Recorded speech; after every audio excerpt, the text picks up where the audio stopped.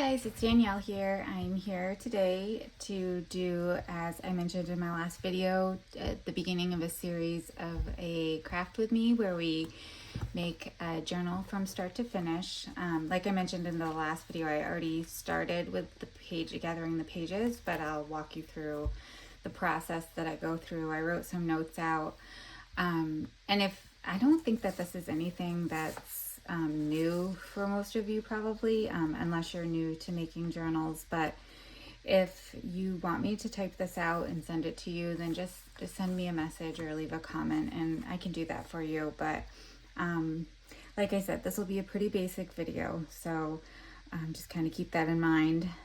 So what I'm going to do is, for this video, we're just going to talk about the cover, picking the pages, and putting the signatures together. And then the next video will go on to the next step. So basically, when I start a journal, then this is, like I labeled up here, it's for upcycled books with a signature binding. I look at the cover and I think, what themes could this cover be used for? And when I look at this cover, I think it could be like the reader theme, it could be school themed, it could be a baby book or children's book. It could be like just a everyday book, everyday journal. I'm sure I'm leaving some out, but these are mainly the themes that come to mind when I look at this cover. So I wrote, evaluate cover and choose a theme here. I don't know if you guys can, even if you see it, you might not be able to read my writing. I have really bad handwriting, but and then the next thing, after I choose what theme I'm going to go with, or some of them are pretty open, like the reader is pretty open. It could be, for a school teacher, it could be for a mom or a grandparent documenting their grandchildren, it could be baby book, anything like that without a real baby theme. So this one's pretty open, but some of them are more obvious. Like if I had a baby cover, a journal with a cover for a baby, and I knew I wanted to make it a baby book, that would be really heavily baby themed. So this one's pretty open, and if you saw my flip through of the readers, the other 6 readers I did, the theme is kind of vintage reader, school book, and vintage quilt top. That was kind of the theme for these, so that will be the theme for this one too. I'm just trying to go through my thought process. And then after I've chosen the theme, I would choose my pattern papers, so my scrapbook papers. Like I said, if it were baby themed or school specific themed, I might want to do a certain set of scrapbook papers versus if it's more open themed. Like this one's pretty open. So for this one, I chose the scrapbook papers that coordinated color wise, the best that I had, that coordinated color wise with the cover. So maybe not in theme, but within color. What else can I say about that? So for instance, this paper, it has some dark and some orange, and then, so this was maybe my primary focus, or this paper line was maybe my primary focus. And then I can pull in different colors, like this one has some green. There's also green here, but there's no green in the cover. So it's not, you guys get what I'm saying. It's not all matchy, but it coordinates. And lots of people are able to do a very eclectic type of journaling where they make journals where, let's say they have this cover and they use pastel pink on the inside, and it somehow, in the end, it looks good. My brain doesn't go that way. So if that's what you're looking for, I'm probably not the best one to walk you through that. But this is kind of how I keep things coordinated so it makes sense in my brain, and aesthetically, in the end, that's what looks best to my eye, so that's what I make. And then, so I've chosen the scrapbook paper line or collection of papers if it's not all from the same line, and I've laid them out, and I make a little pile of, these are the scrapbook papers that I want to use.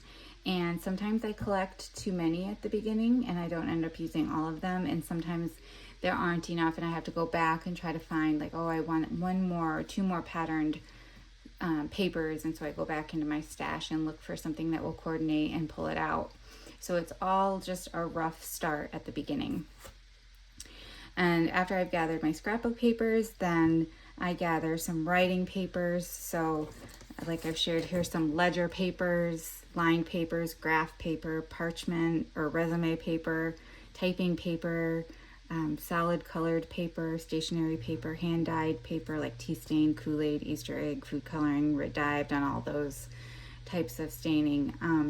And I do like to include those because they have a really cool texture and a handmade feel. So I do try to include those quite a bit. And I gather all of those and I put them in the stack also.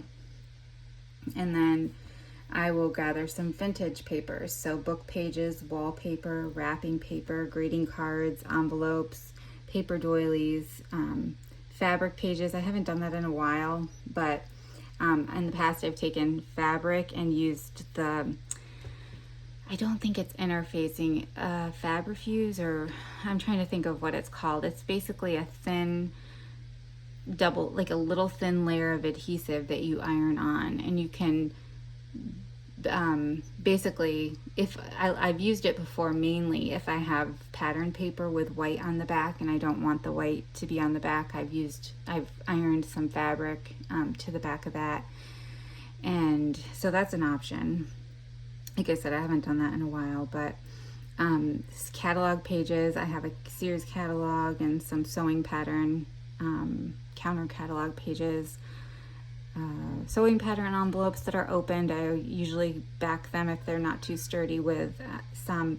What's really good to back the sewing pattern envelopes, and I can do this a tutorial if you guys need or want to see this, but what's really good is the typing paper.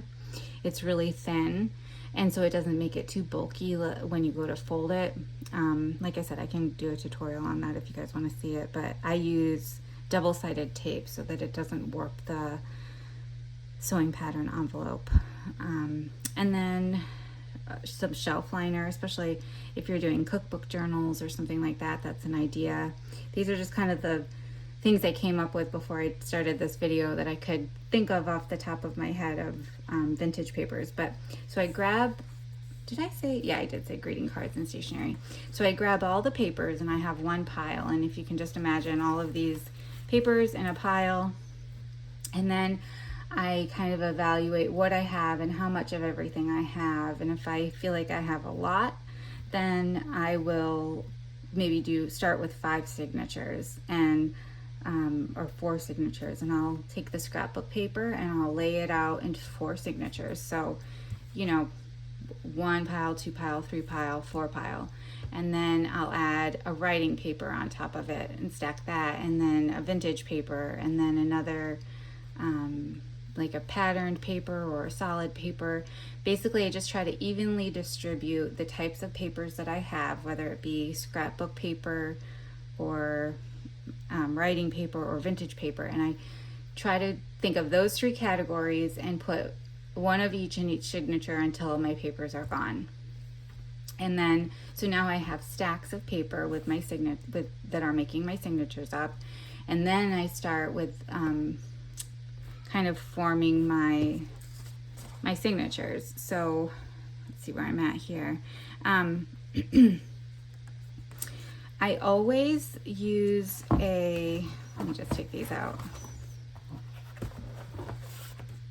I always do use a pretty sturdy scrapbook paper for the cover of the signature. I just, for some reason, I've always done it. I like how it looks, and I feel like it just feels more sturdy in my hands, and I don't know how to explain what I'm trying to say, but it feels like less tension here when I go to bind it in. It's probably just in my head, but this feels the sturdiest to me. So I've always done it this way, and this is what feels comfortable and gives me the most peace of mind, and makes sense to me. So I do always do one cover. So what I do is I go through my stack and I pick, at least initially, which one is my favorite pattern paper in that stack, and I pull it out and I fold it, and then that's going to be my signature cover. Sometimes that'll change if I am making the rest of the signature and I think, oh, you know, this would really match better here, so I'll swap it out. But that's kind of what the thought process with that is. So after I've picked my first signature cover page, this page, then I just see what papers I have left and I start coordinating.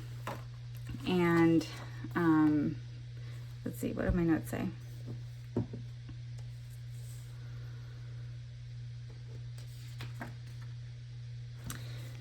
I have a note here that to mention, I do usually try to put one piece that I consider special in each signature so that you don't have all of your kind of special pieces in the one signature, let's say the first signature, and then the rest, it's not evenly distributed. So for example, this signature, let's see, which would I consider my special? Probably this page from the Make It book would be my special piece to me, in my mind. Whether it is to anybody else or not, that's, you know, up for debate. But a lot of times I'll use greeting cards. I don't have any in this one that I'm doing inside the signature. I'll be clipping some in, but I'll make sure I put a greeting card in each signature, or a piece of stationery in one, like a special fold-a note, or a piece of like really cute stationery in one, and then a greeting card in another. I try to basically even it out like that through each signature. And then I'm sure if you guys have seen my journals, I always do it the same. I do like the layered look. So a lot of people like the same size, each page being the same size as you flip through, but I've always done the layered looks, and I like it. I just think it gives a lot of dimension and layering. That's a really important concept in my mind for the journaling. It gives it a lot of interest. The more you can layer in every way in a journal, to me, the better it ends up looking. So I do the layered pages. So you can see here I've stacked smaller pages, and then this is a tea-dyed paper. Let's see, let's follow my notes so I don't go off on tangents here. I told you guys you're gonna have to be patient with me because I don't want to go off on a tangent and make this incredibly boring. So we've determined the placement. I talked about the scrapbook paper. The other thing is for stability, I do usually put a stronger either cardstock or scrapbook paper in the middle, again for stability. Sometimes I will put, I think I might have in one of these, no. Sometimes I'll put a smaller something here in the middle. It just depends. The only thing is that you want to make sure whatever you put here is not really thin paper, because as you're pulling your strings, there is tension there. And even though, you know, I've told you guys you pull this way when you're tying a signature and not this way, like you pull hot dog style and not hamburger style, because this will tighten the string and not create tension. But still, if you put something thin here, it could tear. So if you do put something in the middle, you want to make sure it's strong enough to withstand that tension. And then, so I think I've covered most things. You know, it's kind of hard to explain the placement. I do try to look, for me, color is a big thing, and then not putting book pages next to book pages, because I think of logically when I'm using my own journals, I don't want all the book pages next to each other, because some people might not use book pages in other way, or catalog pages in other ways other than just purely for decoration. So I try to, you know, think about my placement like that. For these, I think I had a note somewhere. I don't know if you guys, I don't have any paper, but for these, like let's just say this reader, for example, or a book page, I'm sure you guys have seen, you can take some tea-dyed paper or a little piece of cardstock and tear it here and have writing. You cover this up and just see the image, and you can have writing space, or place a photo here with a little blurb of writing next to it, or even a pocket, and then you have the picture. The illustration is kept, but you have a little pocket that you can tuck something small into. So you don't have to leave the book pages as nothing.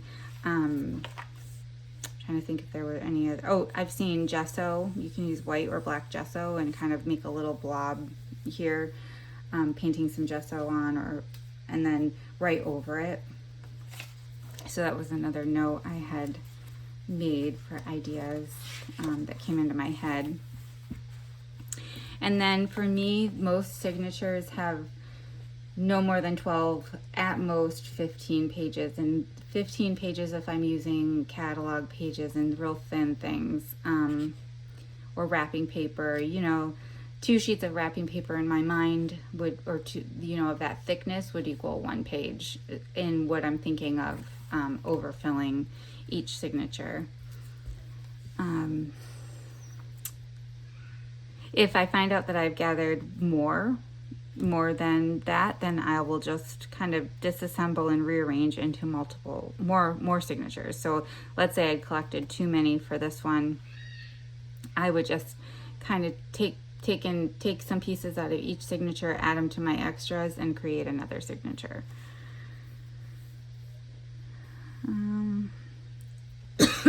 Excuse me. So I think that was the notes for what I had about gathering the pages.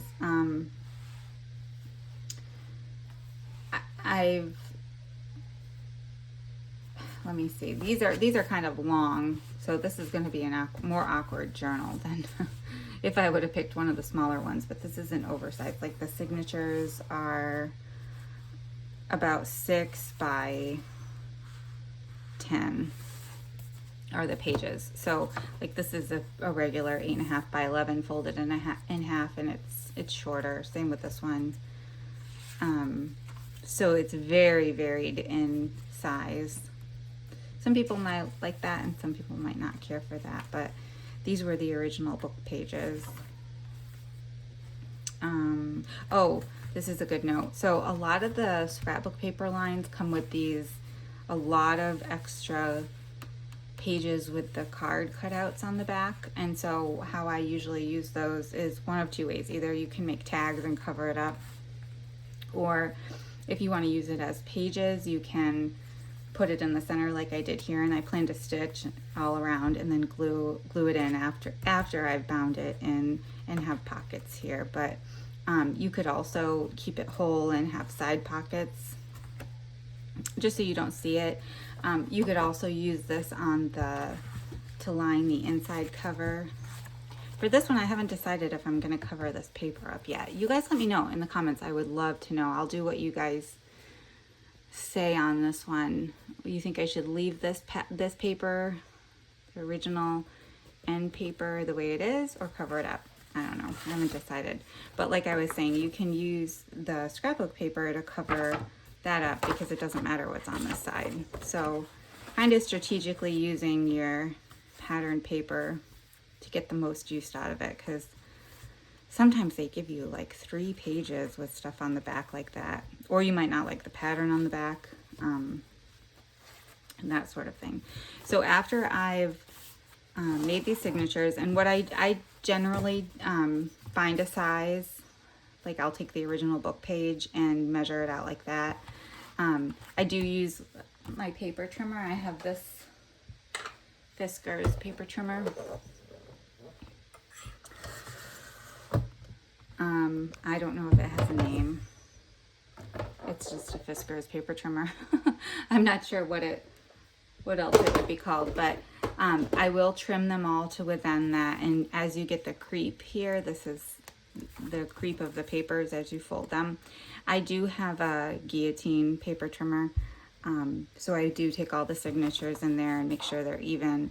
But if you don't have one of those, you can just kind of mark it with a pencil, or take X-Acto blade and a ruler and kind of come down here to even out the creep. Some people don't mind that and they just leave it, but I do always trim it. So my next step, if I were doing this by myself, would be to trim these, and then I would come in, and we can do this. We have a few more minutes. I would come in and just cut the spine of the journal off, and you can kind of see, just cut in the little gusset area.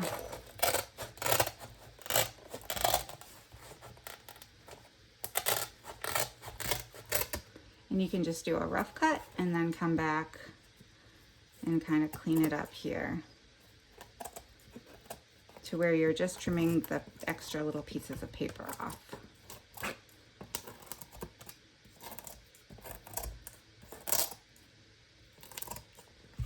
And this takes a few minutes to get it even and flush.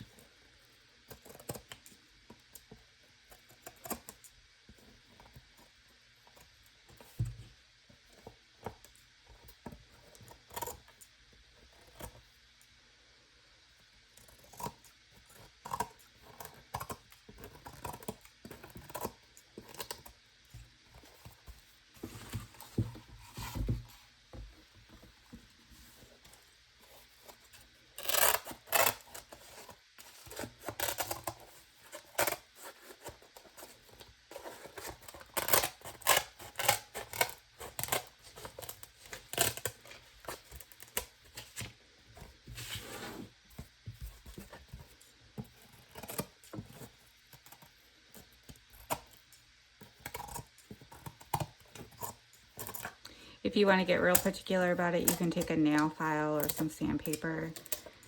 I don't think it really, the way that I make this, I think everybody makes the spines. I don't think it has to be, you know, real exact, but it needs to be pretty close. Otherwise, when you go to make your spine and you leave the little gap, it might be a little harder to open and close. So I'll work on that for a few more minutes. I don't think you guys want to watch me get that to my satisfaction, but so now our cover is into 2 pieces, and we can get ready to make the spine. That's what I'll do in the next video. I'll make the spine with you and attach it, and we'll put some fabric on it, and then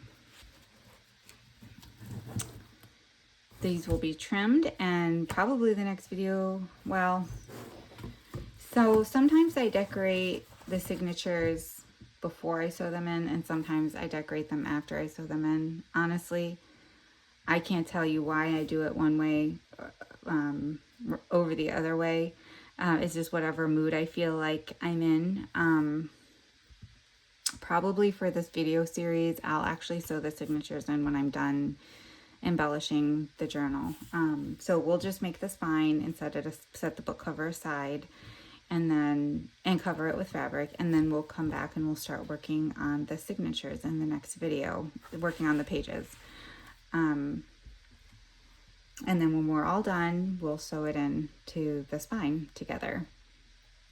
So I think I've pretty much covered everything in this video for the beginning, which was, you know, mainly to just talk about page selection and placement.